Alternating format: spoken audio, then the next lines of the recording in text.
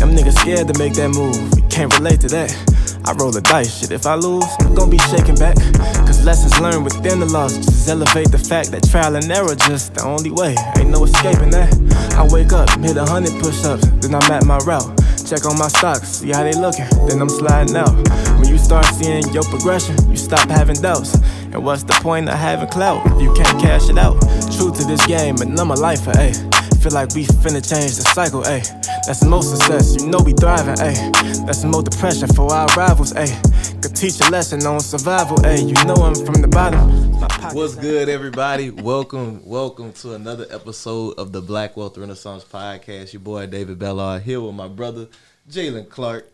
What's up, y'all? How y'all doing, man? Another quarter of the Black Wealth Renaissance Podcast. We are here in the lovely city of Irving / Las Colinas, man, having a great time. Just had a great conversation off camera. I'm really excited to start this one. Yeah, man, we got a special one for y'all today, man. This is something like, first off, got to give a major shout out to our guy, Eric Ball. Shout out if y'all haven't checked out that episode with him already, y'all need to. If you're trying to get into the trucking game, he breaks everything down. He connected us with this amazing lady sitting over here. We pulled up on her, man. It was a little steps to get here, but we finally got here, man. I'm excited for this because, like, what this lady's doing in the cities around the DFW and with small around the country, women-owned businesses. Around the country, Facts. too. Like, you don't even just say the city. You better come correct. What she's doing is major. It's something that our people need, and we're happy to have her on the podcast. Today, we have none other than Dr. Cassandra Bradford, lead senior consultant at Genesis Preferred Solutions. Business out here, consulting business that's helping minority-owned, women-owned, and veteran-owned businesses land major contracts, multi-million-dollar contracts with Fortune 500 companies and municipalities. Dr. Bradford, how are you doing today, man? I'm doing good. How you guys doing? I'm doing We're doing amazing. great. I can't complain. Like Jayla was just saying, we was having a great conversation with you before this. You was giving us some game, like stuff that I've never even really thought about, or really it was like, man, if you just do it like this, it's a little bit different. So I'm really excited for this. Oh, yeah, this is going to be breaking some mental barriers on this episode for sure. I hope so. We're going to have fun. Yes, ma'am. Yes, ma'am. So, Dr. Bradford, to kick these shows off, we do it like we do everyone. Can you just give everybody an introduction to yourself? I know I said a little bit, but I can't just summarize everything in a little bit. So, I guess just to open it up, can you give us like an introduction to who you are and like how you got into this? So my name is Dr. Cassandra Bradford. I am the owner of Genesis Preferred Solutions. We are, like he said, we're a small business consulting firm. Started my business in 2000. And I'm just like with most people, something happened on my job, right? I got kicked out. No, I got put in isolation. And I started, the very first company I started was a litigation management firm. And the amazing thing about that is that I dropped out of law school. Isn't that funny? Yeah. I started a litigation management firm. We were doing a little over $1 million in less than 8 months of starting that business. Sheesh. And ended up coming to Dallas to help a large defense firm with a case with Neiman Marcus. And they were about to pay this lady about $5 million on a slip and fall. And it was like, you only owe her about $8,000. And the partner asked if we were certified minority owned. And I said, dude, like, why are we bringing race into this? And I know he just shook his head. Like this little valley girl from California, I don't know what she's talking about. And we ended up getting certified. Mm-hmm. I went back to California, got certified. As we were waiting to find out if we were going to win the contract or not, I ended up going to Washington, D.C., learned as much as I could. Somebody said, you could have went straight to Dallas or you could have went to L.A. somewhere and learned this. Well, we got licensed to teach it, and I was so engulfed with the minority program that, I did what everybody else did. I called my mama. I said, Mama, why didn't you tell me about this? And my mother worked for HUD. And she said, well, I got your dad certified veteran on. That's how he got that 10-year contract to put the roofs on every Kentucky Fried Chicken in the Midwest. And so I wanted to help minorities and women. And not just in California or in Texas, but I'm like around the world. I just feel that we can grow our business with opportunities that were set aside for us. So we've been doing this we just celebrated 21 years on March 11th. You gotta give the Congratulations, yeah. And so now we're trying to make a difference, not just here in Texas, but around the world. So we'll be in Dubai in September, and God is good. That's all I can tell you. I have a great team. Amen. I have a great team that works for me. We have 2 people that don't work out of this office, but we're doing good. I can't complain.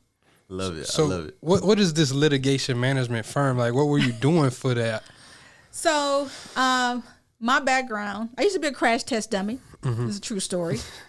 I was a claims adjuster. Back then in the 80s, women were not claims adjusters. I'm a claims adjuster. Are you really? Yeah. So we had to write estimates on cars. I don't know what you did. I did auto, homeowners. And they didn't, at that time, women were not claims adjusters. I was a legal secretary. I was in law school. And I don't know how, because I wouldn't have hired me. Because I'm like, I don't type after 3. I need to watch my stories. And the attorney said, yes. I don't know. And when he left, I cried. I'm like, he said, Cassandra, why are you a legal secretary? I'm thinking, because I get to do what I want to do. I'm in law school. And he said, you should be a claims adjuster and make more money. Women were not claims adjusters in the 80s.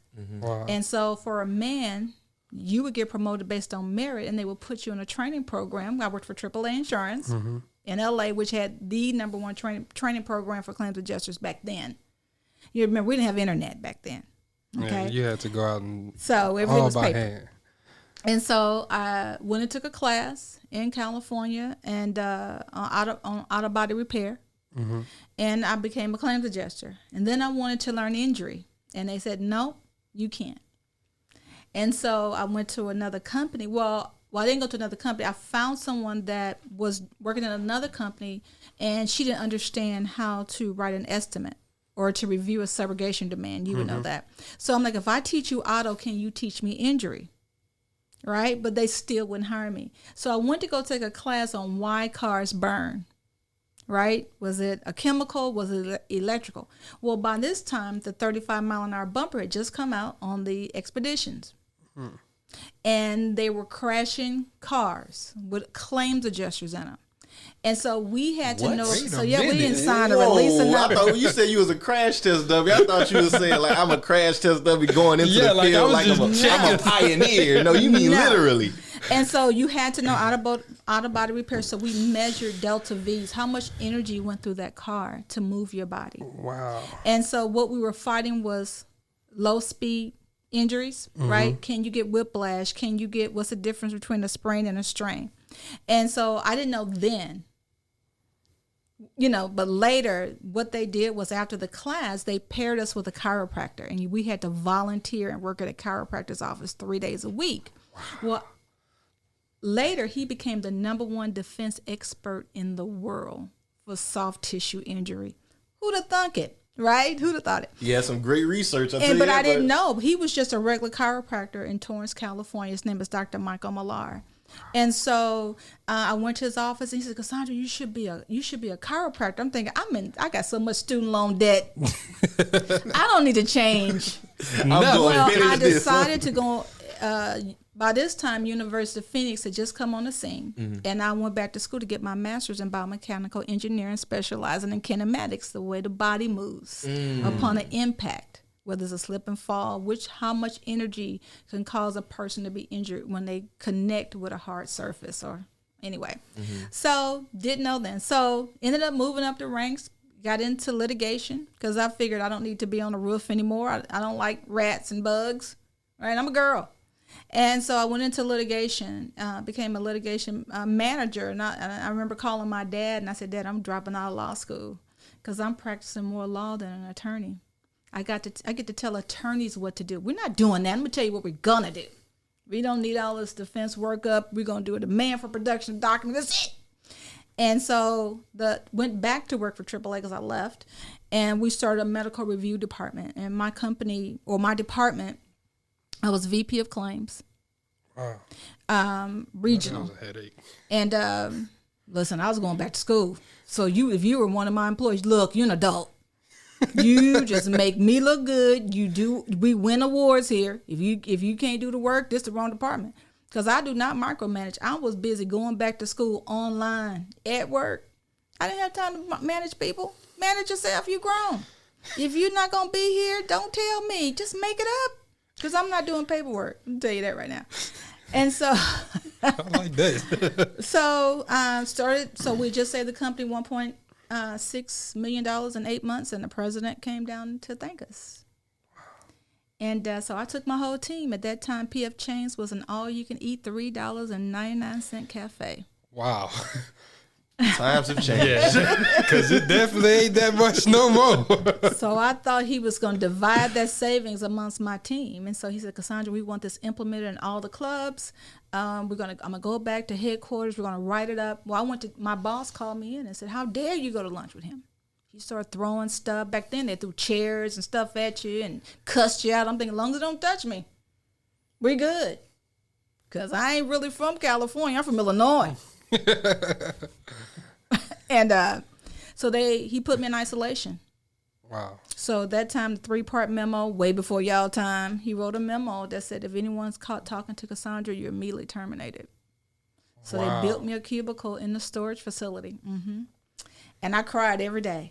I'm like, I didn't do anything wrong. I've been with this company. I got 35 weeks of vacation.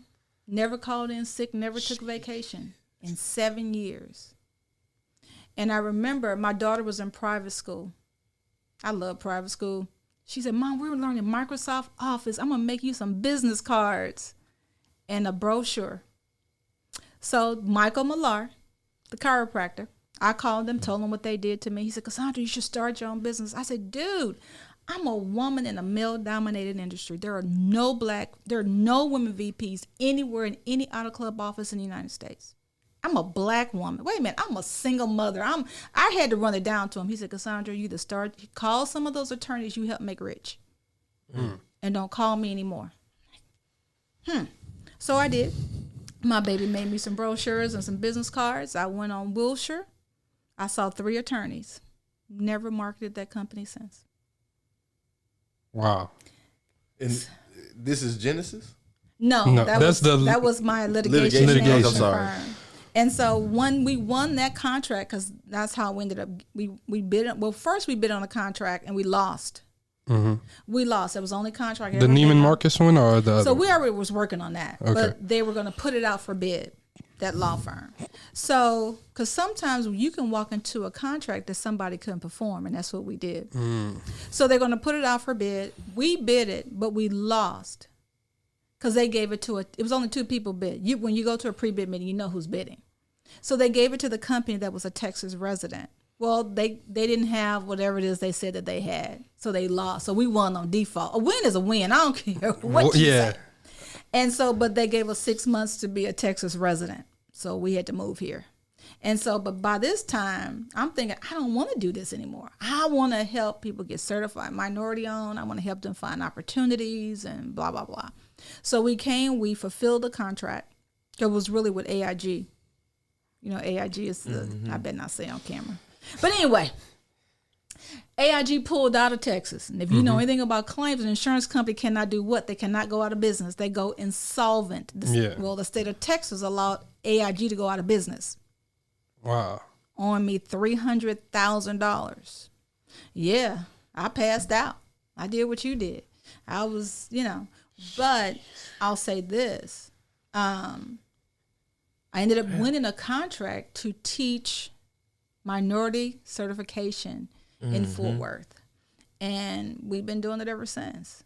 But now, did I go after AIG? I mean, I can tell you my journey. I ended up meeting Rick Perry. I went to Austin. I was upset. Later, I became a lobbyist for minority. I ended up calling Jerry Jones a pimp on television. I called the press conference. Started a chamber. Jerry asked me to come in. So, so my life has been colorful. That's a good word, colorful. But I love small business. And I attacked Jerry, which he wasn't. I should not have. It was really the city of Arlington, but I knew that would have gotten me some press. And so when he asked for a meeting, I told everybody, we're all going to go talk to Jerry, because it was all of us. They're going, we ain't going, you go. I'm like, Texas got wusses. If I was in Chicago, everybody go with me. I have some security on the outside, But Jerry said, what do you want? I said, you should be using 15% veteran because you accepted TIF. TIF is a grant. It's a federal grant. I said, you got $12 million. He says, well, I said, you should be using 15% veteran. He said, not only will I use 15%, I'll use 40%. He said, now what is it that you want? I'm like, I'm not even veteran. I'm just here fighting for somebody else. But later, Jerry and I did some stuff together. So that's been my journey, and I love it. I love fighting for minority women, veteran-owned businesses because we're looking for opportunity. I love it. And I feel like your background in litigation kind of like led into that. You know what I'm saying? Like you may have not gotten the law degree, but it wasn't a waste. It was one of those things like you were able to take those skills and transfer it into another lane. And you mentioned something, because I was going to say this was your first exposure to government contracts, but you said that your father had a contract for 10 years. For 10 years to do all the roofs. Kentucky Fried Chicken. Yeah, we got to talk. Yeah, we got to get into that. What, so like, that really, was I guess wonderful. what was it like growing up in that? Like, your parents have businesses. So my grandfather owned a restaurant. So I come from a long line of entrepreneurs. So my grandfather owned a restaurant. My dad and all of his sisters owned a construction company. So my mother used to work for HUD. My mother only reported to President Carter. So it's amazing. Her story is amazing just by itself. So we all knew when my mother turned 52, she was going to retire from HUD. That's all. I mean, every Wednesday, that's all my parents preached about. When mom turns 52, we knew it. So when she turned 52, baby. They just started buying all these properties, right? So my dad would go and gut them out. That's the only construction company, and then they would rent them out. And so my mother used to arrange civil rights marches. And so she did catering on the side. Well, she wanted her own restaurant. So they bought this little bitty space, probably not even the size of my office. And she had a commercial kitchen where they kept growing. They kept buying out until they bought out both sides of the street. Dang. They leveled one side and made it a parking lot. So not only did they own the restaurant, they turned it into a nightclub. They owned the construction company, and we also owned the corner gas station. So everyone kept saying, well, Cassandra, you were predestined. Like all my brothers, they own their own business. My younger brother has a cabinetry business. He does custom cabinets and stuff like that. Another brother, he's an electrician. So we all know something about construction. So I worked on the roof with my brothers until I was 13. So they gave you advantage with the insurance adjustment as well. Yes, so I know a little bit about construction, overhead, and profit. And so I was a fat kid. So my dad paid me in strawberry parfaits. They don't make those anymore at Kentucky Fried Chicken. So I'm thinking, hey, after I'm mopping tar, go down to Kentucky and downstairs off the roof and go get you as many strawberry parfaits as you want. That was strawberry shortcakes. So I got paid in strawberry shortcakes. I thought that was the best job to have. You wouldn't worry about no money. But then as I became older, I did the books. Could have been paying you $12,500 a year.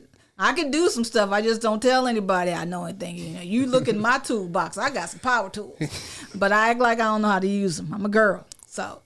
Yeah, but I was raised with business owners, and so I may have had some form of advantage. But when you look at what do we know about this? Let me just say this: when y'all understand football, so if you play football, would you go on the field without a helmet, some pads?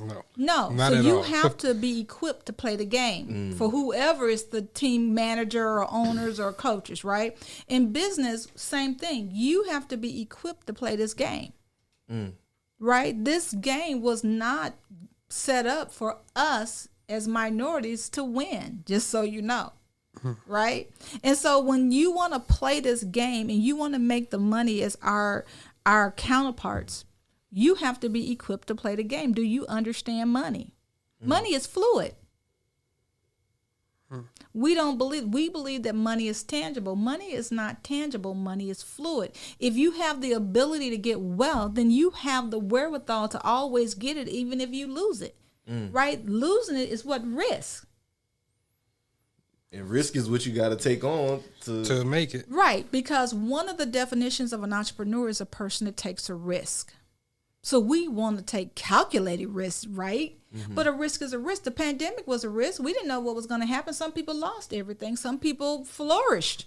So the thing is can I back up? Yeah. So I did this. I was on a television show a few weeks ago, and they were asking me about teen entrepreneurs or why entrepreneurs don't win. And I talk about our kids because we were taught business as a child, right? I used to sell everything. I could cook. I can cook if I can't do anything else. As soon as my mother went to work, I was thawing out chicken. I was selling chicken dinners, fried bologna sandwiches, and a soda for $2. I was cooking up some stuff. I'm like, I'm gonna bake a cake and sell it by the take slice something and make it a profit. Right. So when we were little, my parents asked us, "What do you want to be when you grow up?" Daddy, I want to be an attorney. So every time something happened, my dad would say, "Would an attorney do that?" I'm like, I don't know, I'm 8, right? But he not only did he tell me that it was okay for me to dream, he fostered the dream. So I got older. Would an attorney do that? Right? I leave and I go to California. Daddy, I need some money. I don't know. If you was an attorney, I'll call you back. Would an attorney do that? So he kept fostering the dream. So when I called my dad and said I was dropping out of law school, I was afraid because he had been fostering the dream. This is my dad said, call me tomorrow and let me know what the new dream is. That's and powerful. I said, Dad, now I want to do this. He says, okay. So now what would a business owner do? Right? So he continually fostered the dream. So when we talk to kids, so I met these kids in the apartment complex. It was like 8 or 9 little black boys. I love little boys because they love me. You feed little black boys, they'll be a good friend, right? So I'm talking to them. What you do? And everything was yes, ma'am, no, ma'am. I want to be a barber like my daddy. My daddy can cut hair. I'm like, okay, and what you want to be? Well, I want to be a chef because my daddy can cook too. He can cut hair and he can cook. I said, oh my God. So every time I asked him something, it was yes, well, ma'am, and they were so courteous. I was so proud. So I said, well, who's brothers? So all 6 of them said, we're brothers. I said, well, go get your mom. They went and got the mother. I said, are these your kids? She immediately got defensive. She was 23 with 6 kids. She was like, why do you want to know? I said, you have some of the most well-mannered little boys I have met in a long time. If no one told you, you were doing a great job. You know how I know? I got 1. And I was struggling. But you got 6 boys. And they all courteous. And they were, yes, ma'am, no, ma'am. They answered and I'm stranger danger. And she said, oh, my God. And her face lit up. And now she want to tell me all some other stuff. I know everything. But what did I do? I said, you know what? Foster the dream. I said, I have a teen program. They're too little right now to be in my program. I said, but foster the dream. What would a barber do? Would a barber get up and not comb his hair every day? Right? Foster the dream. Adult entrepreneurs, if no one tells you that you're doing a good job, you got to look in the mirror and foster your dream. And guess what? If the dream changes, because the dream changes, it's okay to dream. But you need to be around other people that can help foster your dream. Instead of trying to cut them down. Or not. So we need to seek expertise. Right? If I don't know about money, I need to get around people that's got money. So if you want to be a barber, this is what I asked. How many barbers do you know, young man? He said, I don't. I said, well, you got a cell phone. You should have at least 10 barbers in your phone that you can talk to about cutting hair. Right? If you want to be a real estate agent, how many realtors do you know? How many of them you got on your phone that you can call right now? Because you need to see it. Need to Like be you say, around. the average of the 5 people you spend time with, and like you can't learn money or anything really from somebody that don't know. It goes back to kind of what I was saying. Instead of people that kill your dreams, the only people that kill your dreams are people who think it can't be possible, versus the people who, like you just said, They got the experience, the knowledge. They've They've been been there. through. Yeah, They've They've done been that. through it. It's ups and downs about being a business owner.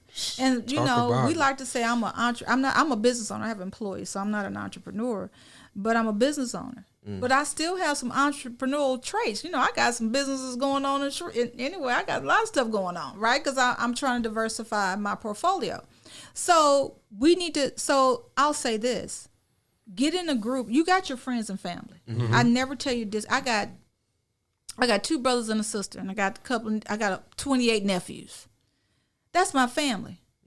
But I have people that I do business with. If I only relied on those 28 people, I'd be out of business. That's not my clients. That's my friends and family. My clients are all of these people over here. That's who I'm selling to all day long. And I'm going to get into a group with people that's all they're talking. Guess what? I'm trying this new automation system. What? How much you paying for that? Well, if I take everything I'm doing separately, I'm paying more than having everything. Well, tell me, is there a tutorial that I can learn, and how did you learn it? Let me figure out if it's going to make more sense for me to but I have to get in that space with people that are doing things. Does that make sense? It makes We perfect can't sense. always stay over in this group of dream killers or people who don't want you to fail. Not saying that they're going to kill you. They love you so much. They just don't want you to fail. Oh my God, what if he leave that good paying job and then he can't take care of his kids? He just got this new car and all Yeah, these not things. that they believe you're going to fail. They believe you're going to fail. They just don't want you to. So they're trying to put in some safety nets. Or maybe they want you to think, but they're not saying it in that vernacular. So I always tell people, listen, fire yourself. If you're the smartest person in the group, fire yourself. Get with a group with somebody that's smarter than you. Because how else you going to learn? How else are you going to learn? And then pay to go and learn some stuff from experts.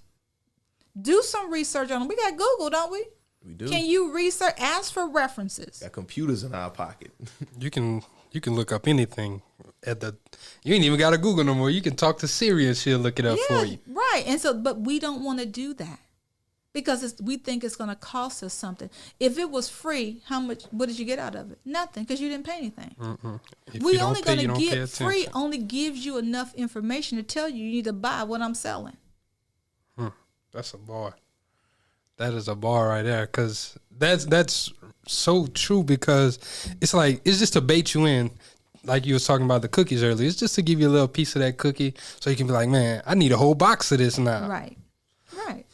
And I kind of want to back it up, because you were talking about, being in business and understanding where you need to start. So, like, can we just break down, what does it look like for a person? Say I'm your client, I'm coming to you, and I want to start a business. Maybe I want to start a service-based business. What are some things that I would need to do to prepare to be successful in playing this game, especially when I'm disadvantaged right off the rip? So basically, I'm going to ask you, what is it that you want to do? Because I don't give business idea. I don't give vision. God gives vision. That's not what I do.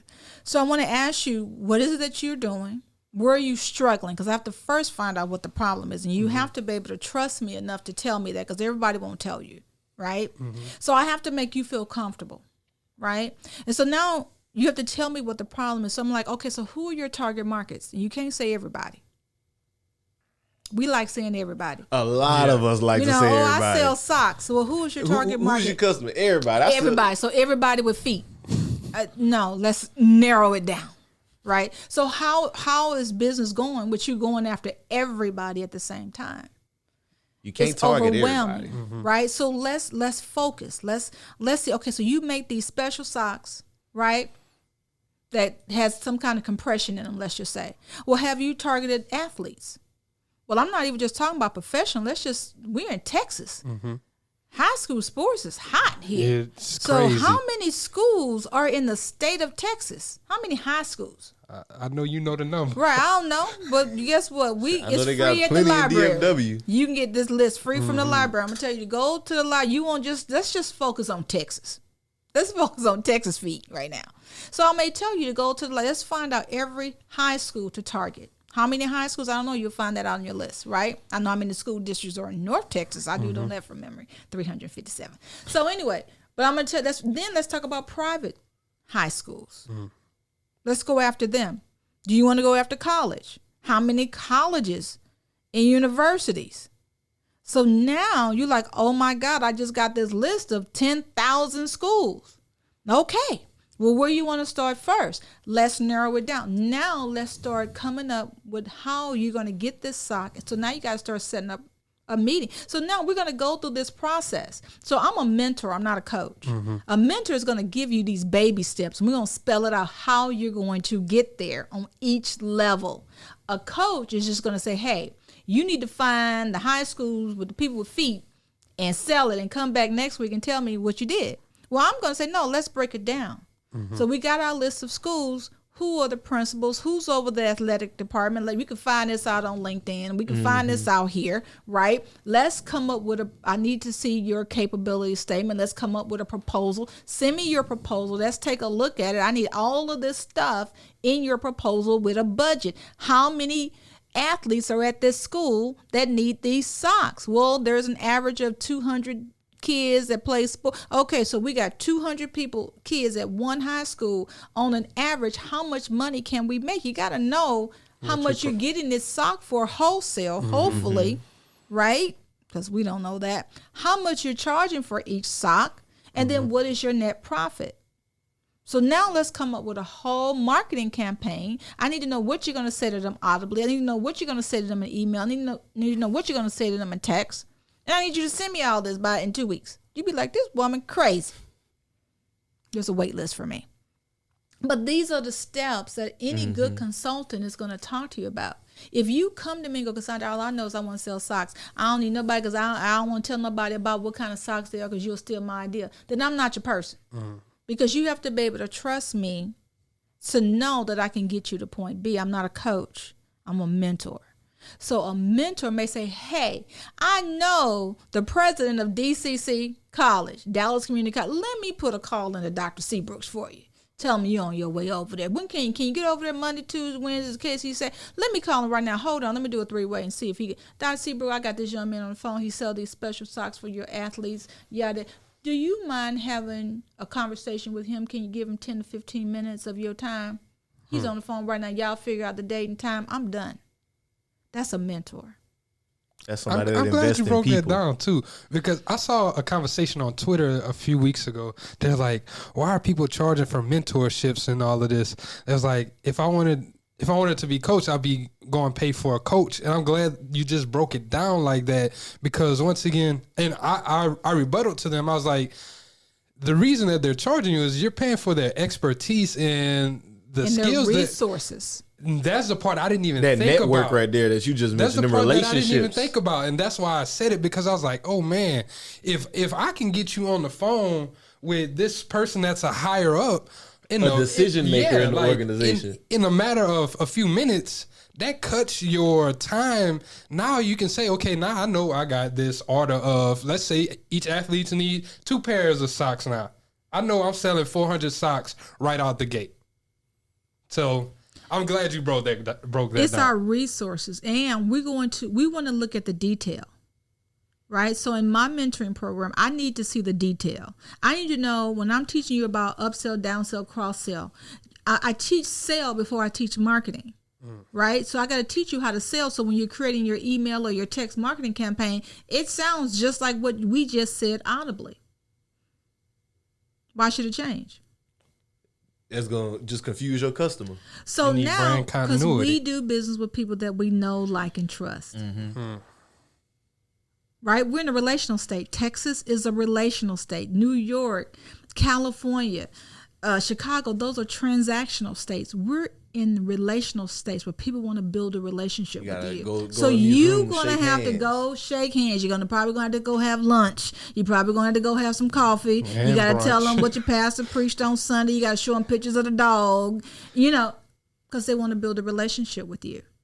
Right? Not just a transaction. It's not just a transaction here. And when I first moved here to Texas, I struggled with that. I'm like, these people are nosy.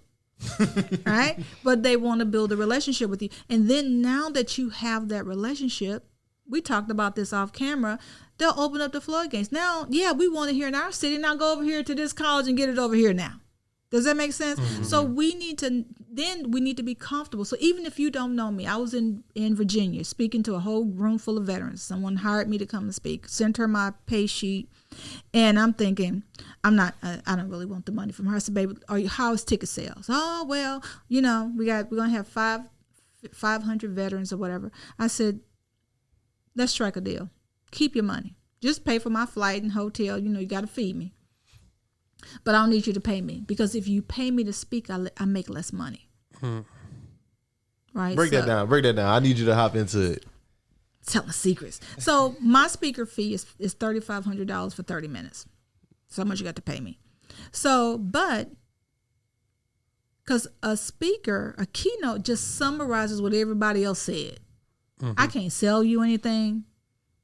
I can only just summarize what everybody else said. I don't want to summarize what you said and what you said. I want to talk about my own stuff, right? If you keep your money, I can make more money. My mentoring is $1,900 a person. I only got to sell 2 to exceed what you were going to pay me. If I can't sell to 2 people out of 500, I shouldn't be on the stage. That's a bar. That is a So fact. I need an opportunity to be able to sell from the front of the room, in the middle of the room, and in the back of the room, which means I need a vendor table in the back because I got some books. I'm at least going to get some food allowance, little $20 books, and I get them away. I don't travel the country to sell a $20 book. I give them away, and you can buy them, So I asked, so what time is breakfast? She said, breakfast is at 8 o'clock. I'll be downstairs at 7:30 because I got to meet everybody because they don't know me. Mm-hmm. So I got to meet you so you can know I'm a good person. When I'm on stage, I know my content. So you can trust me. So you're going to do business with me. You're going to know me. You're going to like me. You're going to trust me. Now let the selling begins. And I may not sell. Well, I need 10 people to jump up and tell me you're going to buy. I can tell you to text Dr. Cass at 21222 and all my marketing stuff comes up. Automation. Systems. Right. Investing in those systems. Sisters, real estate people, it's through the conversation. We're going to talk about that later. We're going to talk about that later. So we do business with, so when I left there, I did about $15,000.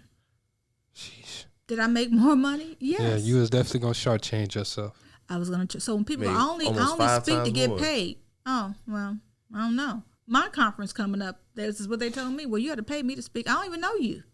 Can you put butts in my seats? Your name is Joe Blow. Joe Blow don't put it. Now, if you were Les Brown, I had Les Brown last year. Now, unless you have a well-known name that's going to put butts in my seat, I'm not going to pay you because I don't know you. But you would get an opportunity to get in front of my people. And I have a pretty large tribe. I can believe it. The Colorado tribe. Yeah, they are. Love it. I love it. Man, that's real powerful, that what you just spoke on right there. Like, I don't think we think about it enough. It's a lot of, just through this conversation, it's a lot about mentality, right? The mentality of getting it right now, or like putting in the work and getting it on the back end. So I kind of want to go into something. We mentioned it and glazed over it a few times with the minority and women business certifications. Mm-hmm. Can we just kind of get into that? Like, first, an overview of what it is and why people that look like me, you, and Jalen need to do this. The program has been around since 1980. It was enacted into law by President Reagan. It was first put into place for veterans when they came back from war because they couldn't get jobs, right? And so then with the women's right movement, women couldn't get business because they were a woman. They owned their own business, so men felt that they were competing against them. So it made it fair across the board, even though we still don't get equal pay, right? But we still have opportunity. So being certified minority-owned, woman-owned, veteran, some people say, no, I don't want it to be identified. Well, it's just a playground that I play in, and the government is a client. So they're just a client. I would never put all my eggs into one basket. Would you? I wouldn't put all my eggs into a high school basket if we were selling socks. I still need to talk to other people that need. What about people that's in physical therapy because they have, gout or whatever, right? Arthritis. That's another one I Right. thought about when you're talking about it. The government, and I named her GoVet. Her name is GoVet. She is a person. I my little PowerPoint, I have a wig on a gorilla. Her name is GoVet, right? And GoVet got money. I even gave her a little Facebook profile. You gotta see my little presentation. It's cute. And I said, but GoVet got money. She has the ability to pay you. The government ain't losing money. She can afford to pay your invoice. Uncle She Sam can don't miss no she can bills. print how much money she need to as well. And they buy everything. They buy socks. The Bureau of Prisons buy socks in bulk. They buy ice. Any race car, NASCAR. NASCAR is the longest sport. Car racing is the longest sport of any sport. 1920s. Right? And so the government, they buy books. If you have a book on self-help and there's religious overtones and undertones about how to get off drugs or what you did to stop drinking, the Bureau of Prisons, Job Corps will buy it in bulk. Right? So there's nothing that you're selling that the government claims. They buy claims. They buy realtors. They want realtors to take your house in eminent domain and then find you another house, right? When they widen the freeway. That's going on right now, right? They're widening the feeder roads on 287. And so they're going to take, so what they did, they lowered the value of your house. Mm-hmm. People didn't even notice it. They did it 3 years ago. They lowered your value. They go, right, based on the county appraiser, we can only give you this. That's crazy. They're going to take your house in eminent domain or buy it from you for that value, and then they're going to hire a realtor to do the transaction, right, and go find you another house. And so they buy everything. So the government says you have to be certified. The government doesn't like trees. So you have to prove that you're in business, right? You have to prove you're a minority or a woman. That's on your birth certificate. This is under the federal acquisition regulation, so I'm not trying to be against any kind of... For those that don't remember, that's the FAR. I think Hamza still told us about it. Federal acquisition regulation, like 300 right? pages or it's, something like that? Yeah, it's yeah. If you don't like to read the Bible, you ain't gonna like to read that. And so it says you have to be born a minority or born a woman. What is a minority? It means you're Black or African American, Hispanic, Indian, American Indian, Asian, or Pan-Asian, right? And then that minority or woman has to prove it, and then they have to prove that they own a business, and you are at least 51% owner, and you participate in the business at least 51% of the time. Because you have to remember, white men have been putting their wives in the forefront to say that they own the business and they don't. So then, I was just talking to somebody about that yesterday. He works with the EPA, and he was telling me that like they had to change their whole grant structure because of that. Like for a long time, Black people, minorities, women, they just didn't know. So that's the old white men with their wives. Yeah. That's how they would just play the game. So they can get those contracts, but you have to understand that they're plentiful. Since George Floyd, there are so many Fortune 500 companies now that participate like never before. So right now, it is a great time to be a minority. Get certified. I mean, there's so many opportunities. If you're an event planner, we talked about DJs are hot right now. People always want to know what's hot right now. Everything. Because you have to also show you have experience doing what you say your company does. So it's so much opportunity out there. That's right now, you as we know, truck and transportation is off the chain. I mean, I was in Atlanta at a supply chain conference, and everything is going automated. Met this brother there. I don't know. He worked at the convention center. He said they're not gonna need us anymore. And I said, well, this is the time that you need to sharpen your tools, dude. He said, I'm a forklift driver. I said, no, they're getting rid of y'all. They're all automated. It was following me around the convention. And I said, yeah, they're getting rid of y'all. But if I was you, I would sharpen what I love to do. Keep the beam with them. I mean, right. That's what's going on. Mm-hmm. And even him. So we were talking. I said, well, what is it that you love to do? That's the business you should start. You need to love it. You don't need to go after what's hot because it becomes a job later. Mm-hmm. It's always going to become a job. You got to absolutely love what you do in your business. If you don't love it, don't do it. Quit. Stop, drop, and roll. Stop. Don't do it. Do what you love to do. If you're only in it for the money, money is fleeting. Money is fluid. It can come and go. When it goes, then you're gone. Do what you love to do. I have a friend in Dallas. She does prayer. All she does is pray. I said, you do know there's a contract for that. Really? Yes. It goes praying for our elected officials. Wow. Yeah, somebody got to pray for them. Pay me. I pray for you all day long. And God we trust is on our dollar, so it makes sense. So they buy everything. And so the program was put in place. And then once you get certified, it just puts you in a position for opportunity. That's all it does. It puts you in a position. So now you have to bid. Right? And so sometimes I have strategies. Real quick, Dr. Cass, so what do they have to do to get the certification? Just apply? You can apply. We do that in my office. Is what we do for people. Is every state has the program. Mm-hmm. But there's certain states that has another certification. So you can get certified minority owned, woman owned. In certain southern states, it's written in the state constitution that women of color cannot be certified woman owned. It's a state constitution. All women are considered minorities in the state constitution. You got to know what state you're in. Don't look at me like that. Y'all got to change the state constitution now. I just follow the rules. I don't make them. So certain states, minorities. So certain states, I can't be certified woman owned. We just changed the law in Texas. Minority owned. Just minority. You're right. Only white women can be certified woman owned in certain states. Southern states, southern below the Mason-Dixon line. I can believe that. Is Louisiana one of those states? Is they below the Mason-Dixon line? I wouldn't be surprised. So then we have what is called historically underutilized business. Hub, not hub zone, hub. Those are the easiest contracts to get. Hub certification. Then we have what is called disadvantaged business. All of them have the same criteria, just a different agency.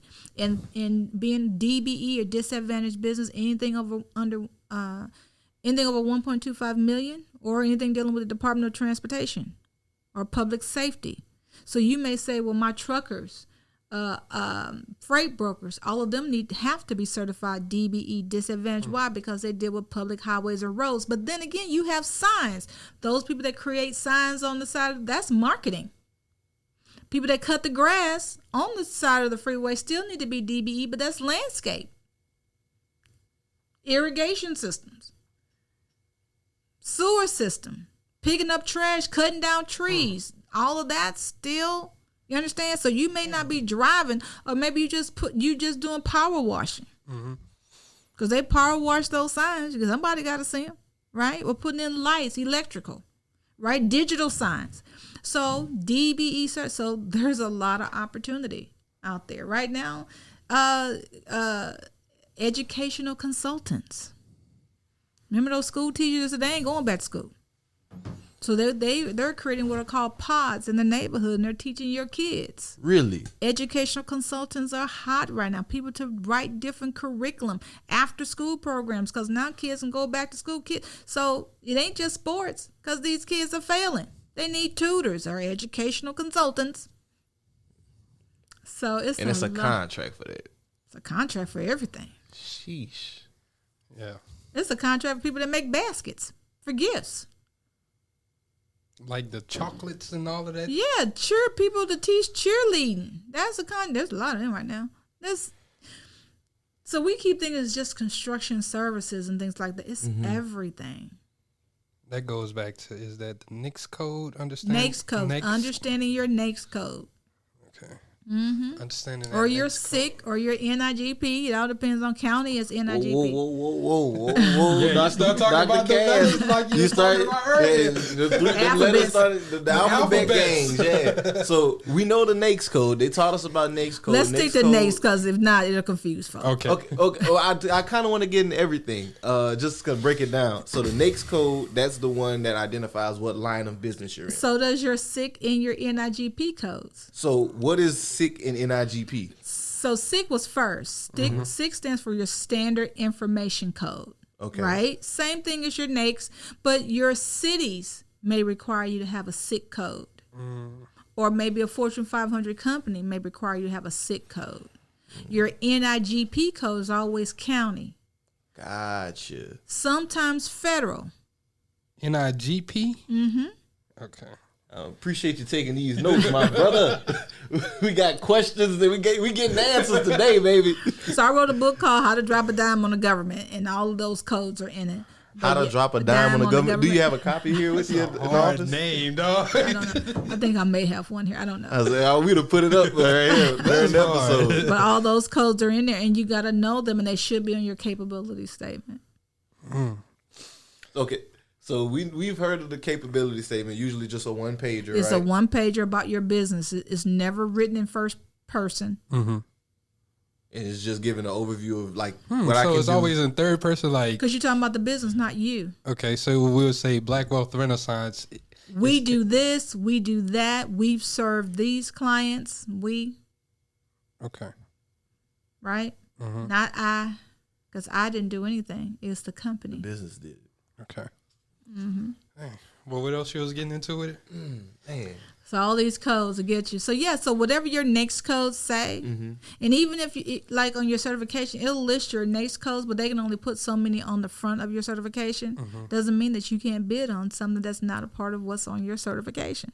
About how long does it take for the certification to So in be Texas, completed? it's taking about 60 to 90 days. Okay.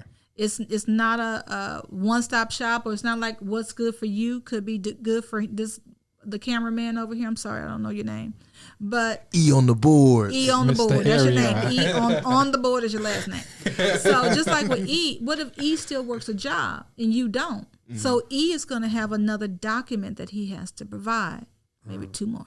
So it's not like, oh, I can do it's funny because people go, oh, Cassandra, I do certifications, and I'm like, oh my God, congratulations, because you're not my competition, because what I do is based on relationships, right? So then it's always for Cassandra, I had an issue with the agency. What do I do because they denied my client? I'm not about to charge you for that. Business. This is business. So it's not because you did your own, now you can do everybody else's, because there's so many different variables, right? So many, just like our veterans, there's so many different variables for them. And so it's just amazing. I love what I do. I just love it. And so then you have to bid, RFPs. You have to know how to read them. Glad you brought it up, because that's where I wanted to go next. RFPs are called requests for a proposal. The entity or the government agency or the private entity is requesting you to submit a proposal based on the scope of work. So you say, okay, I can do the scope of work, right? They need I submit my capability statement. No, you don't. You're going to submit a proposal. Okay. So If you anything under $25,000, you're going to submit a capability statement. You ain't going to submit. You're going to go and present. Gotcha. When you're bidding, that's when I don't have to bid. When you're bidding, you're gonna, now they're digital, thank God. Before you had to write them, and it sounded like the Bible said, you shall respond on March 1st at 2 p.m. on white paper, 8.5 by 11, size 12 Arial font. Use Times New Roman if you want to. You're gonna lose. So they're that specific. Yeah. So you can look at the scope, everybody look at the scope and go, okay, they're looking for someone to create a podcast for the city or whatever. Okay, we can do that. We got the camera, we got E on the board, we got all of this, we got microphones, we can do it. But then you have to attend the pre-bid meeting. You go, why I need to do that? Because let's say I go and I have equipment, I'm a podcast company, and I said, hey, does this proposal include me bringing my entire team? Because I didn't see it anywhere in the proposal. Because it sounds like you're just looking for a one-man person, but I need a whole team to put this on. Can I include my employees? Oh, we didn't consider that. Well, we need to do an amendment. If you didn't attend the pre-bid meeting, you don't get a copy of the amendment. So you're submitting a proposal based on the first proposal, not including the amendment, that now you can add for the cost of bringing in a team, your whole production team. Does that make sense? No, that makes sense. So now you find that out, you go to the pre-bid meeting, you meet everybody at the pre-bid meeting, because those are the only people that can bid. If you didn't attend, you really can't bid. Because you're going to lose, because you don't know what's on the amendment. Then the other things you have to look at is the requirements. You can do the scope. The requirements may say you have to have $2 million in liability insurance. Whoa, how much is that going to cost us? Not too bad, right? Not really. Like $40 a month. And you got to have workers' comp. You're like, hold on, Texas said we ain't got to have. Well, this contract say you have to have workers' comp on all your team. Or it could say that your team have to be W-2s versus W-9s. You say, oh, I don't want to shoulder that expense because now I got to take out unemployment tax, and now E's check going to be short. You know he ain't gonna show up for less money, right? So those things could cause you not to bid. It's the requirements, not scope of work. It's the requirements. Scope of work plus requirements equal capacity. Do you have the capacity to bid? The next thing you gotta look at is when do you get paid? Because they don't pay you up front. We're just talking about like either net 15 30. or net 30, or it could say 15 days or 30 days, not net. You have to read it. Net 30 does not mean you're going to get paid in 30 days. Net 30 means you got 30 days to do the work and submit an invoice. They got 30 days to receive it and review it, then 30 days to issue payment. That's 90 days. Can E go 90 days without you paying him? E quitting. Tell you right now. I got rent. I got bills. So this is not a program for everybody. That's why I tell people, don't put all your eggs into a government basket. Or it could say net 30. Or it could say 30 days. 30 days means you'll get paid in 30 days. You got to submit that invoice, and then they'll pay you in 30 days, right? From the day that you submitted the invoice. So you have to read all of that, because people go, well, I did the work and they didn't even pay me. Well, did you submit an invoice? Did you submit it the right way? Because most cities now say you have to submit it through their portal. Create a login. I used to know I emailed it to them or I handed it to them. That ain't how they told you to send it. Got to follow the instructions. You have to follow the instructions. So that's bidding. I like losing contracts. I love to lose. Losing is winning. Break that down. Explain that to me. Why is that? So I met you at the pre-bid meeting. I love being number 2. I'm never number 1. You always know I'm number 2. My name is Cassandra number 2 Bradford. Because if you won that contract, don't you need help? You sure will. Don't you want somebody just as good as you to help you fulfill that contract, or at least handle the old clients you have, because now you're focusing on this $1 million contract? You get subcontracted out to them. Don't you need number 2? I'm just as good as you, just by look, but I'm right under you. You need number 2. That would be me. And now you don't have to go through all the requirements. I sure and don't. all of that. Or if we both bid on that contract and I lost, I'm going to go get what is called the abstract. I'm going to get a copy of your proposal. If it's a 1-year contract in 8 months, it comes up again. I'm going to prepare my proposal just like yours. Didn't I say I type 80 words a minute? That's legal. It's all public information. It's public information, but you cannot get the abstract if you never attended the pre-bid meeting or bidded on the contract. I can prove I bid. I need a copy of his abstract. So these pre-bid meetings, are they hosting these over Zoom, or you have to pull up to like city council meetings? Each one is different. Some of them are in-house. Some of them are face-to-face. Some of them on Zoom now. You have to read them. Each one is different. And with these, are they advertising and marketing that, hey, we have these contracts? Or how do you know I should be looking for these things? Where are you going to find that type of information out? We're in Texas. Texas computers don't talk to each other. So just because you're certified, don't nobody know you're certified but you and the certifying agency.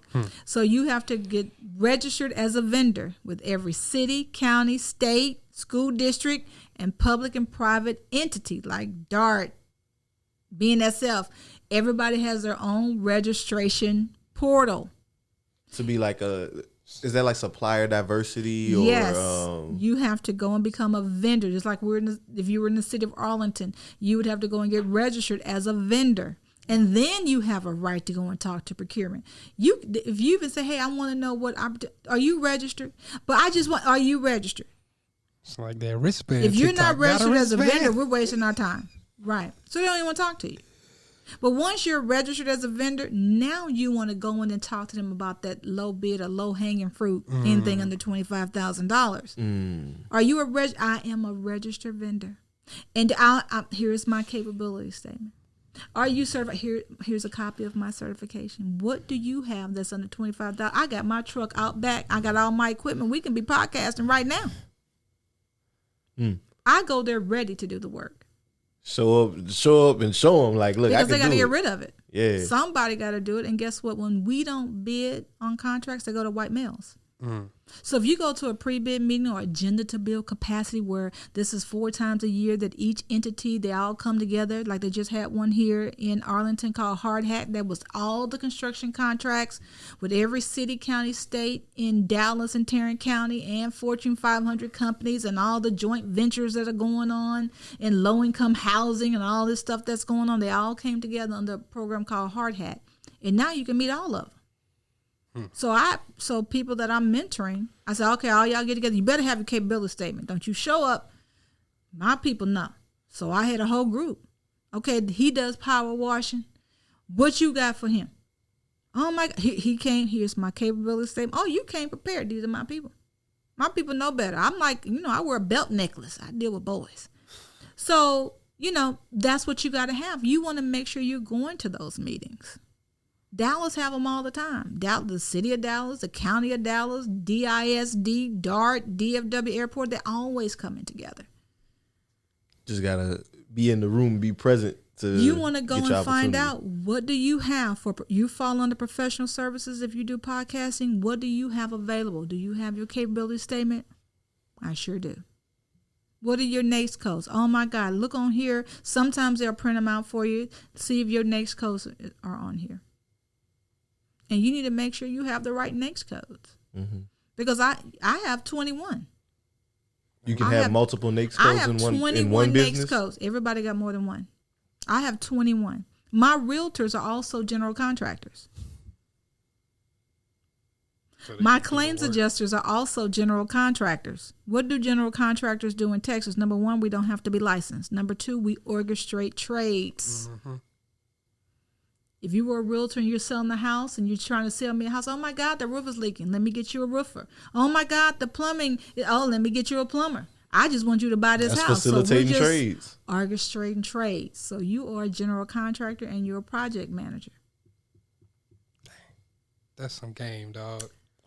That's why you should have me doing your stuff. So but you should be doing that. You should make sure you got the NAICS code. So it's when you get ready to expand, right? Mm-hmm. Diversify. You can diversify into what? General contracting. Hey, dude, I'm gonna find me a GC that can handle all of that, right? Mm-hmm. I want. Hey, don't you want to bid on some contracts? If I get opportunities for contracts as a certified minority business and funnel it through my business, which means I'm doing what? Taking the risk.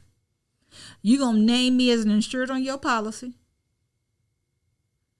Because guess what? If you worked it, I'm gonna do what? File a claim against your insurance company because I've been injured.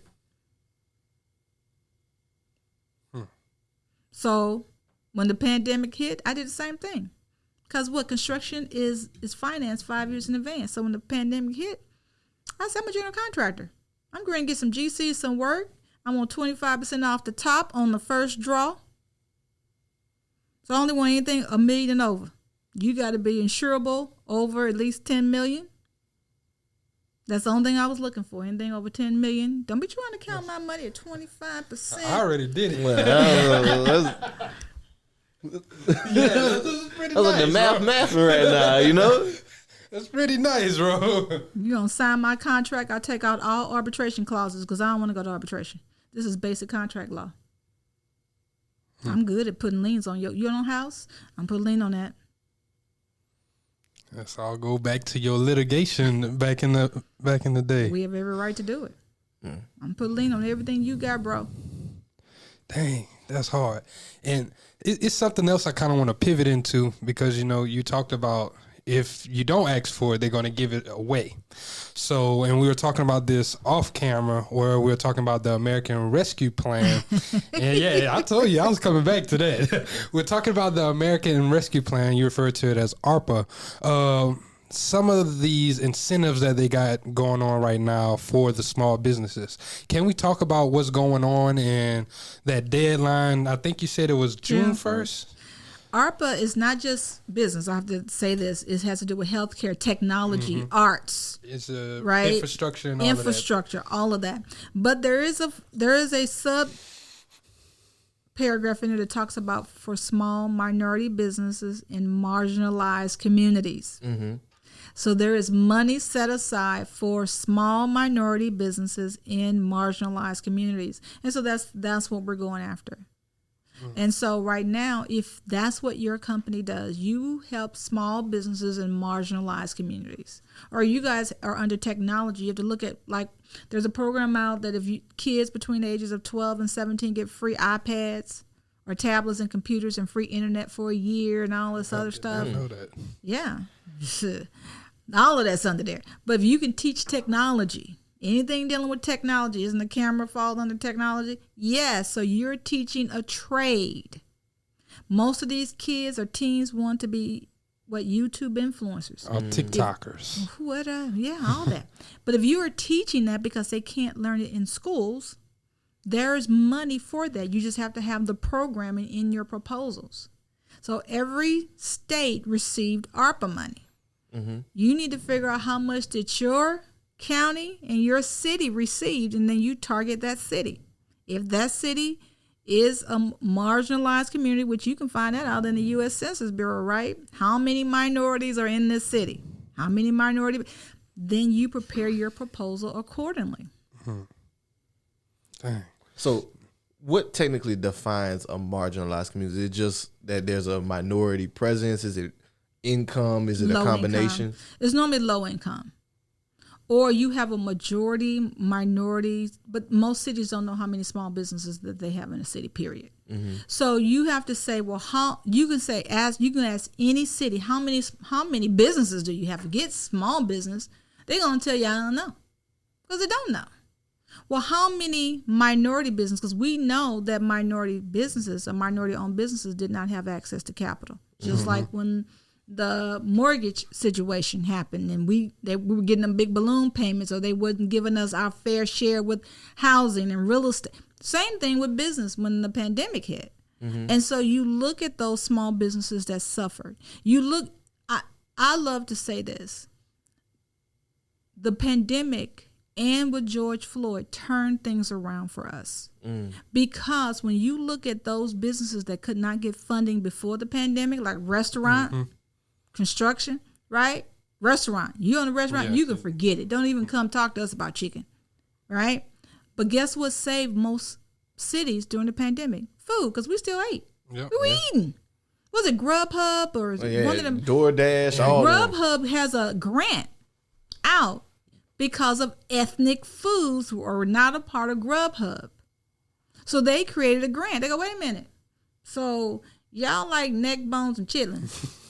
But what was really some kind of Taiwanese food, to be honest. But we'll just say like but you was like cooking neck bones and chitlins and nobody could get it, right? They were losing money. Right? So how can we get you to mass produce in a kitchen where you can make a lot so we can come and get it? And they can still make their percentage. So they have a grant. You have to go through their programming for it. Most people don't even know it's there. It's been there. Wow. Since the pandemic. Grubhub is smart. What did they do? They pivot. Hold on. We were not focused on ethnic foods. It was really Taiwanese. But you start looking at every other culture that loved a certain type of food that they couldn't get when the pandemic hit on delivery. Who delivered neck bones? Jamaican food. I ain't gonna lie to you. It's like you said though. It's not a better. Now is the best time almost for minority business owners, because though it's unfortunate what happened to George Floyd, like you said, it opened the floodgates and really like turned the attention on for minority-owned businesses for us to get this money. It's a lot of money out there. It turned a lot of media attention onto what was happening to our black men that were going on in America. But what it did was, because if you look at the Civil Rights March in Selma, we think it was only black people that marched. The movie Selma had to open our eyes that there were more white Catholic and Baptist preachers that marched on the front line that got killed, right, with King. So when we look at now, when George Floyd, it set the tone to young white Americans to say, hey, wait, my black friend's been telling me this all along. Like you saw the kids turning their parents over here in Grapevine about what happened at the White House, right, or at the Capitol. So you're seeing kids, now they're saying, wait a minute, this really is happening, right? Black men are getting killed for driving while black.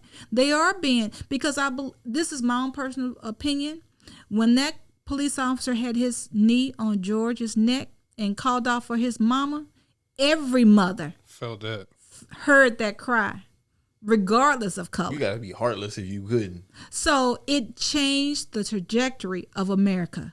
When the pandemic hit and more people died from that, it changed the trajectory of what was happening in the nation, not just America.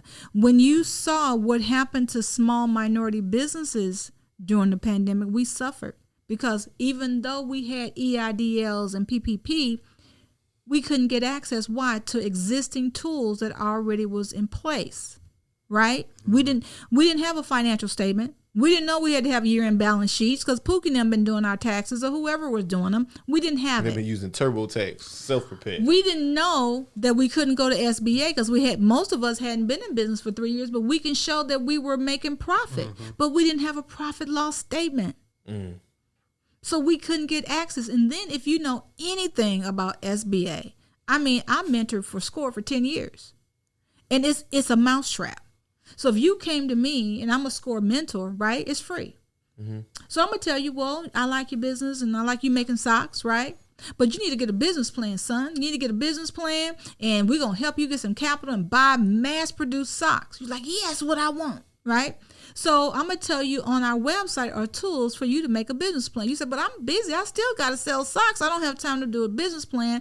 I'm going to do what? I'm going to pay somebody to do this business plan. That's what I would do. So you pay somebody, you take your nice business plan back to SCORE. Here it is. Help me so I can mass produce these socks. I need a warehouse. This is now you need to go where? To SBDC. SBDC still falls under SBA just like SCORE. You go to SBDC. SBDC said, well, you have, you still don't know about QuickBooks and there's some training you're going to need, about, systems and processes, and you need a warehouse and what then supply chain. You should take these classes that we have. So you take the classes. You go back to SBDC, you're done. As you said, now I need to talk to SBA. They send you to SBA. SBA says, we don't loan money. We have lending partners. The banks, right? It's the banks. Those what are they called? MDEs and MDIs or something. So you need to go to the bank. You go to the bank. CDFIs. And the bank says you have to talk to underwriting. You have to make it up. So now you talk to underwriting. Underwriting says, well, we would love to give you the money, but you haven't been in business for 3 years. No, you just did all of that for nothing. At least you know the process now, though. Which is why what we're doing is a little bit. That's our proposals now. What we're doing, but for a small business, that's frustrating. It's extremely. Yeah, that can be went through all these steps. You went through all those steps. They just sent you on this wild goose chase for what reason? You didn't have the right information in the beginning. No. Did you learn some along the journey? Yes. But then it goes back to why minority businesses do not like the government. Let's talk about it. We always feel like we're getting jacked around. Because we feel like we're being jacked around. Why didn't you just tell me this when I first approached you? You told me I needed a business plan. Why didn't you tell me I haven't been in business for 3 years? I don't qualify for SBA. Well, do I qualify for conventional lending? Hard money lending. Banks are not going to tell you about hard money lending. Mm-hmm. They could have sent you to a wealth manager. They could have sent you to now you can get your loans based on your receipts. But they're not getting commissions off of that. Not SBA, but there are lenders out there that will loan you money based on your deposit receipts. Dang. But we don't know to do that. Mm-hmm. Which is why I go back to you need to make sure you're in masterminds. Get you a mentor or a coach that know this kind of stuff, right? I met a guy at an event and he says, we do lending based on receipts. I said, send me some research. Send me some of your stuff. He did. So I did research on him. Mm-hmm. I like the company. I was in Atlanta, Georgia. This was last week. Last week. I was sitting in a restaurant. I said, dude, I'm gonna go outside. I'm gonna send you 3 clients right now. If you mess over any of my clients, I'm coming for you. Because I baby my clients. All 3 of them. Oh yeah, I talked to them. I've sent them my receipts. I didn't get what I wanted, but I got some money. That's all I want to know. That's all I want to know. But it's based on your receipts. You got to show that you have income. Mm-hmm. Mm-hmm. So this is not for startups. This is for businesses that have gotten, they're already in the process of making business. And I love that because we talk about this often. A lot of people always like, I want to get my business started. I was just talking to my barber. He was like, I want to get into the rental car business. I have a few rental cars. I was telling him how it goes, how to get started. And he's like, yeah, man, I got my LLC and all this other stuff. It's like, do you have a car making money? No, I don't have that yet. It's like, I think a lot of times with minorities, we think we've put focus on having just the paperwork part without having the money part. Well, at least they got that because the people I talk to, they don't have anything. I think my mentality on it has always been, you can start it under your personal name. You can start it as just sole proprietorship. You're technically a business the second you start making money. Once the business makes money, let that pay for incorporating all that. Because now you have a proof of concept. You don't just have an idea. We made that mistake ourselves. We thought that getting an LLC was going to make our wholesaling business look legit. We never got our first deal. We never closed the deal. We got some under contract, didn't close it. Interesting story. Our listeners have heard it before. But I just think it is putting that emphasis back on making money. Like that's always got to be it. What are you in business for? To make money. That's just kind of what I was thinking on it. Well, a lot of people, if you're going to spend the money right the first time. That's what I believe in. I don't believe, so I always look at liability and risk because I have an insurance claim background. So I always think if I start something and I use my name, what could they take that I personally own? Even if I mess up out the gate, they can take my house. They can put a lien on my house. In Texas, if I have more than one car and it's just me, they can put a lien on my car. That's constable couldn't take that car, right? Because you can only have one, right? So I started thinking, I think risk. So I have to make sure I'm structured right first in case I make a boo-boo up front. So I have to always make sure that nothing of mine personally is ever taken. Risk. Another thing that I want to say, all these people talking about they're a boss. I'm a boss, baby. I'm a female boss. You're not a boss. Stop. I cannot. That you want to get on my bad side, tell me you're a boss. It's something about that triggers this unhealthy attitude that I'll have because I'm a business owner. I need team. If you call my office, I don't run nothing in here. My assistant tell me who I'm talking to, what time I'm talking to, and what we talking about. I love it. I don't want to run nothing. Okay, so just like today, she was, Cassandra, I register you for a thing, and it's going to, I said, how much? Okay, just you get the money. You know where it's at, right? I don't want to know. Just tell me where I'm supposed to go and what I'm supposed to say. I have a team. I don't want to be the boss. The toilets don't work. We have a building manager. I don't want to pay for nothing. I don't want to know about it. I want you to be a leader, and I want you to solve the problem. My job is to go out and bring in business and build those relationships so we can grow and expand. That's my job. You can't do that if you I spending can't all your do time. that if I'm trying to figure out why the toilet won't flush. I'm not a plumber. I don't know. Right? What's the number to the building manager? Right? So we need to make sure. I love it that you're at least telling them to start that. I get people that are called me to tell me, well, I'm thinking about, I'm finna. Well, you call me once you have, and then I can help you get to point B as a mentor, or if you want to get certified, we can do that. We can do your structure for you, right? But what I cannot do is give you vision.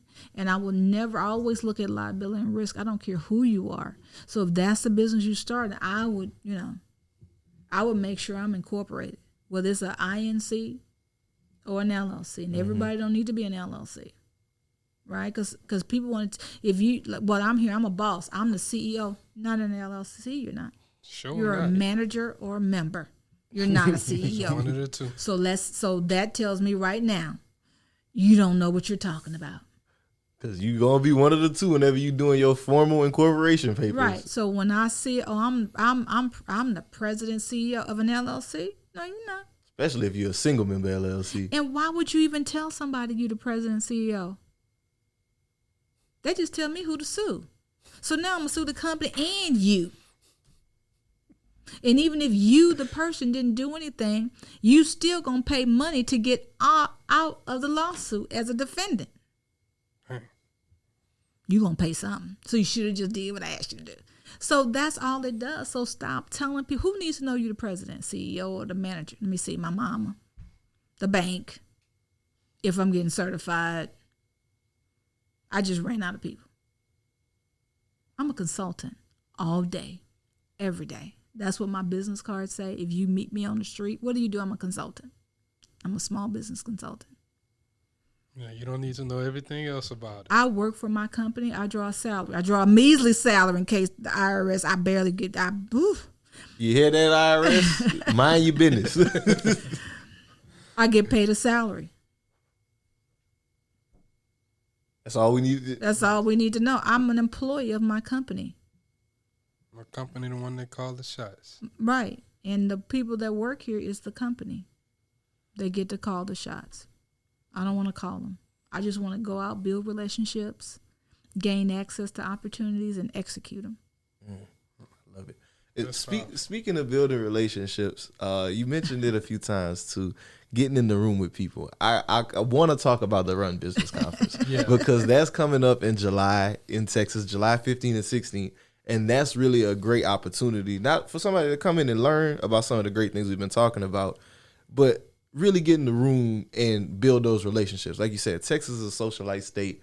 You got to be in front of these people and like relations. We said at the beginning, I believe it was, you invest your time, you invest into people, real estate, and systems. Mm-hmm. This is a great way to invest in people. Can we talk about the Run Business Conference a little bit? Our 10th year. We Let's will go. have a lot of those procurement officers there. I'll have DISD, Dallas Community College. All of them are coming. Tarrant County will be there. Dallas County will be there. They're coming. I have our certifying agencies will be there. They're coming with opportunities because they know a lot of people that follow me are already certified. So if you're in construction service, I have somebody in there that's going to be talking about how to start a construction business. You're in trucking and transportation. I have a lot of those people that's going to be about being a dispatcher or a freight broker. Eric is going to be there talking about compliance with cheat code. We're going to have people talking about how to do business by land, air, and sea. There are brothers buying airplanes. Mm-hmm. So they're going to be in there talking to you how to compete with DHL Air. We have people that's going to be there talking about, oh my God, so much stuff, business, anything relating to business. Then we have a teen conference going on 12 to 17. We partner with My Brother's Keepers, My Sister's Keepers, which is a President Barack Obama's program. We have the Gentlemen's Society, young men between the ages of 12 and 18, where they teach them how to be a gentleman, teach them how to go and complete college applications, all this stuff. I've been knowing about the Gentlemen's Societies for 20-something years. They will be there. We partner with Girls Inc. So we're going to have about 225 teens to come out and get some good information. And they have their own conference. They got their own DJ. They got their own stuff going on. But the one thing that they have to do, which is something that I asked my people who's over that section of the conference, they have to come out and just interview entrepreneurs. So we have podcasts like we call it Media Row. We have people that's going to be broadcasting live. So hopefully you guys can be there. We're going to pull up. So if you're looking for somebody to interview, you're going to have a whole bunch of people there. And so those teens, and I love them, they have to come out and ask you 5 questions, and you can ask them the same 5 questions. What made you want to start a business? Where did you get the idea from? How much money did it start? And how do you like owning your own business? So you got to ask them what kind of business you want to start. How much money do you have? How much money do you think it's going to cost you? Right? Because they need to know that it's not free to start a business. It's going to cost you something. So we have people that's going to be talking about how to do business in Dubai and South Africa, because you need a license to go over there and do conferences. You just can't go over there talking about I'm going to do a conference in Dubai. You're going to jail. It's going to be something like a $10,000 fine. So how to do business internationally. So if you guys know Shaq Teasley out of Atlanta, Georgia, she is the GOAT on supply chain. How to do business by land, air, and sea. How to do business cargo. How to get that cargo out the middle of the ocean. How to buy FedEx lanes. How to buy the whole FedEx trucks with the lanes. Yeah, so we have a lot of stuff. I didn't know FedEx trucks was independently owned. Yeah, I didn't know people coming in and buying them like that. Yeah, we have forums going on real estate, how to flip homes. A lot of people think that you can just flip a home, you're going to make all this money. You better know what's going on with the house.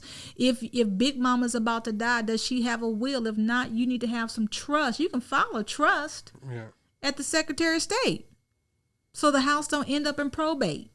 So how do you do that? How do you buy houses on tax liens, not just foreclosures? Because you can buy houses on tax liens. So how do you do? So we have all kind of form. We have a whole money form. We have people talking about when do you need an investor versus an angel investor. A lot of people go, I need an investor because I want to start my business. Why would I want to give you money? Are you making money?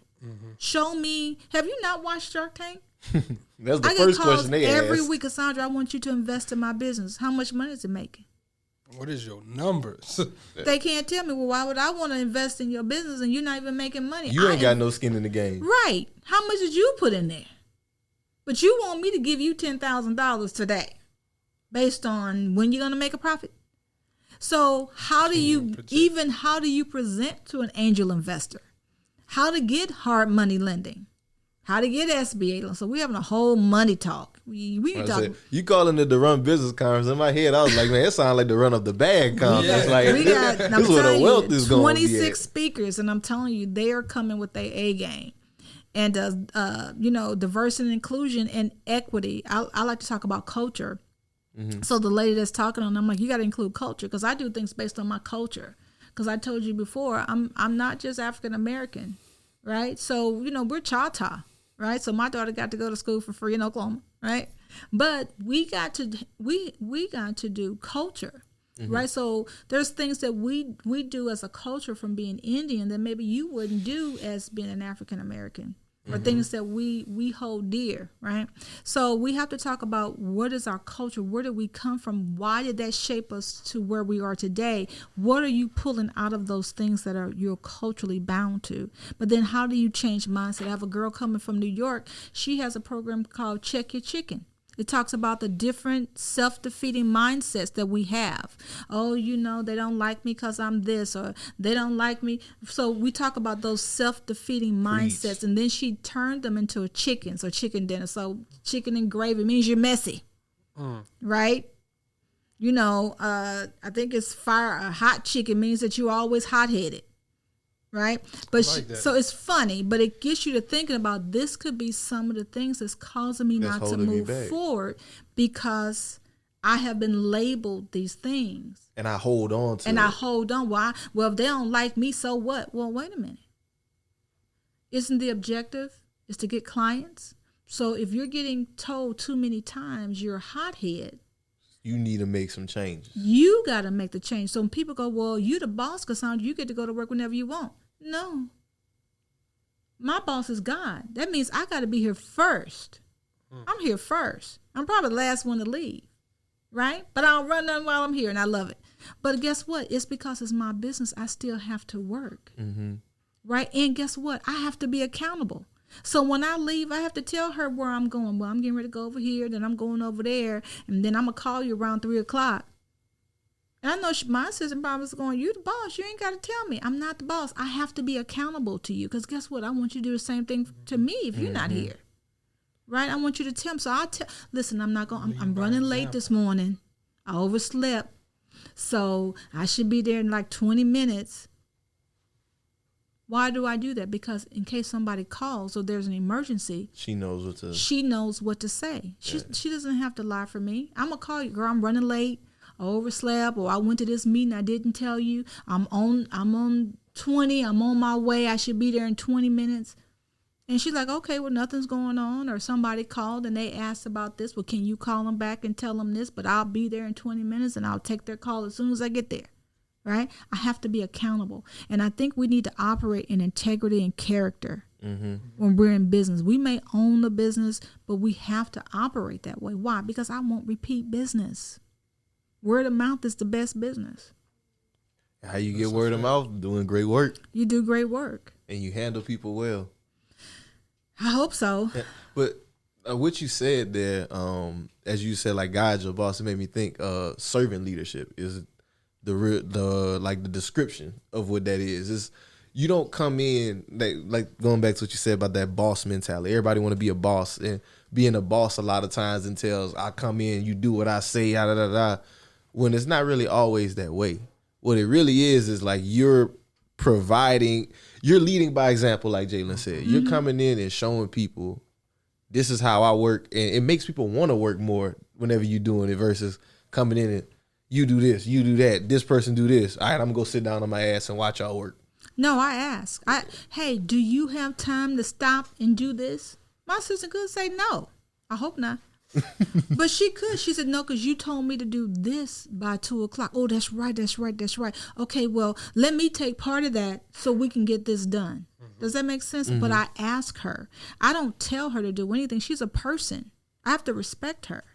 It's just like I'm promoting her. Well, what is it you want to do? Write me up a job description. Let me see if I can handle that. Why? Because I need her to have ownership here.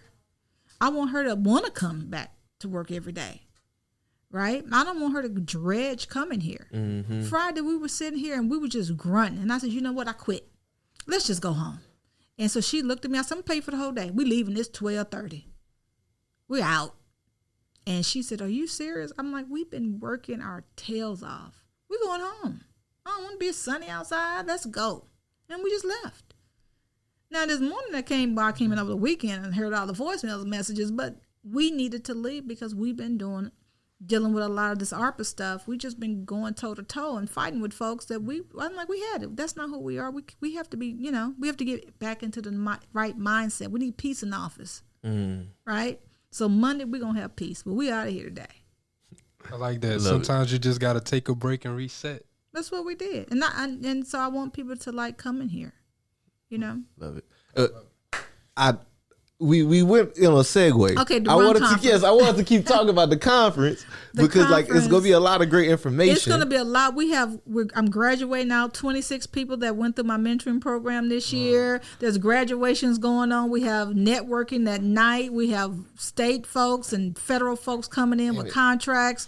We got we have a golf tournament networking that Sunday, so it really goes into that Sunday. I just think I just want to drive some golf carts, and so you a golfer? I know what I've only had 2 lessons. I'm in lessons right now. I gotta learn since we're having a golf tournament. And it's to raise money for our teens so that our teens never have to pay. That's what's up. Because I gotta feed them. Y'all gotta know my food and beverage bill for these kids, but we never want our teens to have to pay to come to the conference. So right now we have one group that we got to get a bus for. So we're looking at sponsors. I just went out and met with some sponsors over the weekend. I'm like, look, I need $1,600 to get these kids from Fort Worth to the conference because they don't have transportation. So I got 120 kids. I need a bus. So y'all need to put your money together, take up an offering to church. So, because we don't want our kids to have to, I don't want them to have to pay. I want us to be able to pull out of them and foster the dream. That's what I want to do. And so we have people that designated. I don't know if you guys have heard of Ricky Clark. Ricky Clark is really good with dealing with kids. He's a person that's running our teen entrepreneur program at the conference. And I think we have 9 speakers for them. Talking about money, a lot about money, but it's a pivotal time. But he talks about the history of African American business and how he talks more than just Black Wall Street because we think Black Wall Street only happened in Oklahoma and it didn't. So just really educating them about money, how to get money, how to save money, right? How to make your money work for you. How to make your money work for you while you sleep. Because if you can't. What's the famous thing? You're going to work till the day you die. So love what's happening with our teens. And then with our grown-ups, there's nothing that's going to be happening that, that you're not. I mean, we even have the young lady I started off talking about how she's getting paid to pray. Well, she's going to open us up in prayer. She has a group called Prayer in the City.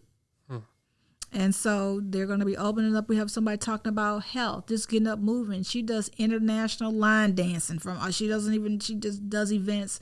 I'm like, you can't do them in Texas. You just on the beach somewhere.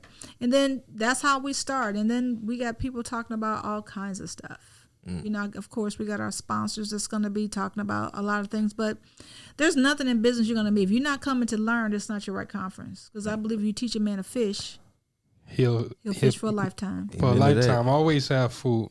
And so let them know where can they buy their tickets at. They can get them in the show notes, actually. So if you want to come to the Run Business Conference, BWR, we partner with the Run Business Conference, so y'all can get your tickets down there. It's like an exclusive ticket, ain't it? Y'all have an exclusive ticket. I think y'all get like an exclusive price, if I'm not mistaken. So y'all could thank us later. It's going to be in Hurst, Texas on July 15th and 16th.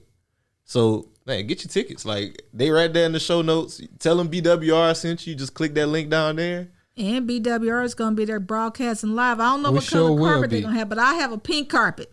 So, y'all we have to pull up with the green carpet. The green carpet boys on y'all. So we want y'all to come and it's going to be a lot of fun. Of course, food is included. Man, I got a marching band. I got all kinds of stuff happening. Man, we got vendors. If you want to be a vendor, there's opportunities for you to be a vendor, especially our truckers who are sitting behind that truck. Most of our African-American truckers have diabetes and high blood pressure, so we have somebody just teaching them. Yeah, we was just talking about that the other day. Just things you can do in your truck to, do some kind of little chair exercise while you're sitting down. So we have people coming and talking about all kind of stuff. And we was literally just talking about that stuff. Yeah, we excited to be a part of this. We can't wait for it. Like David said, getting them show notes. We look to see y'all there. Y'all make sure y'all go come pull up and really just see what's going on. You don't make it to 10 years just by little fluff and everything. Yeah, that's what I was There's saying. Ain't gonna no be some fluke, value. ain't no flies, man. This is 10 years in the running, and I'm looking forward to this. When Eric told me about it, I was like, man, you gotta get me in touch with this lady. And then ever since then, we had a few conversations. So I'm glad that we could have you on the podcast today. Eric is a good dude. I mean, we've been sharing some of the same stages. I'm like, Eric, and you're right here in Dallas. Why don't we know each other? Why aren't we doing some stuff together? So Eric and I, we just got approved to go into the schools next year to uplift all the Uplift Academies and some school districts in Dallas. And we're looking at some in Louisiana. And so they really want us to talk to them about kids don't have careers anymore. Right? They want a job. They want to come to work when they want to, which I don't understand. And then they want you to pay based on what they say they want to get paid at, which we still don't understand. But we want to at least talk to them about opportunities. What opportunities are out there? Are you going to work for whatever the opportunity is? You still got to work. Mm-hmm. Whether it's your own business or whether you're working for somebody else. And so a lot of these kids, they don't even, because no one is talking to them about careers and no one's talking to them about entrepreneurship and having a dream. So let's foster that. I love it. If there's any way we can help with that too, please let us know. Oh man, we would love to be a part of that mission too. We'll love it. We'll love it. Dr. Cass, I want to say thank you so much for coming on the show. We're going to go into our last question for you. So this is one thing we like to ask everybody. What's a personal finance tip or principle that you live by that you would like to share with our audience? Stop wearing your wealth on your back. Let's go to it. You don't have to wear the latest. You're a business owner. Do you really need to wear the latest? Unless you sell tennis shoes and you got to have on the fresh pair of new tennis shoes every day. But if that's not what you do, why are you wearing your wealth on your back? And take whatever the money that you were going to buy all this stuff and find a way to invest it. I love it. It's a great tip. Stop wearing your wealth. That's not gonna be the name of the episode. We got something different. Yeah, it's too much pressure to just call it not wearing your wealth. It was really great. So let them know where they can keep up with you if they would like to join the mentor group. If there's any other things that they might want to get in contact with you about, please let the audience know how can they contact you. You can go to genesispreferred.com or iamdrcass.com, IAMDRCASS. You can call our office at 1-800-718-2425. I think that's a first. Somebody put the office. The phone, let you know she ain't playing no games with you. I love it. Well, Dr. Cass, I want to say thank you so much. We're going to have to get you back on here because this is some stuff that I wanted to go into that I'm like, man. I still got a whole thing full of notes that we didn't even talk about. I wanted to get into lobbying so bad, but we're going to get her back, y'all, because this is a great woman. Amazing. She right here in Dallas, and I mean, shit. Wealth of knowledge. You're the type of person that we want to stay connected with. Thank you. And get this type of information out to our people. So again, I thank you. Yeah, and thank you for opening up your office for us as well, being so accommodating. We appreciate it. Thank Anytime. You. I appreciate it. So y'all, we're gonna hop into a few house cleaning items before we wrap this thing up. As always, love to thank y'all for watching the Black Wealth Renaissance podcast. Please make sure that you leave that 5-star rating and review for your boys. It helps us grow the channel and gives this information out there to people who really need it, like yourself. Other than that, man, what you got for them, Jalen? So other than that, I do want y'all to know that we also offer marketing and advertising through Black Wealth Renaissance. You can market and advertise on our Instagram page, or you can also have your commercial running on our podcast. So if you're interested in any of that, please go to bwr.media and you can sign up and go look at our pricing. We want to help you amplify your brand and continue to get those customers and grow your brand. Yes, sir. We've helped a lot of people do it in the past, and we're going to keep doing it. So yeah, y'all tap in with that. That's going to be in the show notes. And as always, y'all, before I say that, make sure y'all get that Run Business Conference ticket. Yes. Y'all know it's down there in the show notes. Y'all listening right now, you might as well pull up. We done had people drive, that was last week. Yeah, 12 hours. Boy drove 12 hours to come to a one-day networking event. And this is 2 days. This is a bunch of value. Y'all pull up. That's all we got to say on that one. And on that note, y'all, this is Black Wealth Renaissance signing out. When you start seeing your progression, you stop having doubts. And what's the point of having clout if you can't cash it out?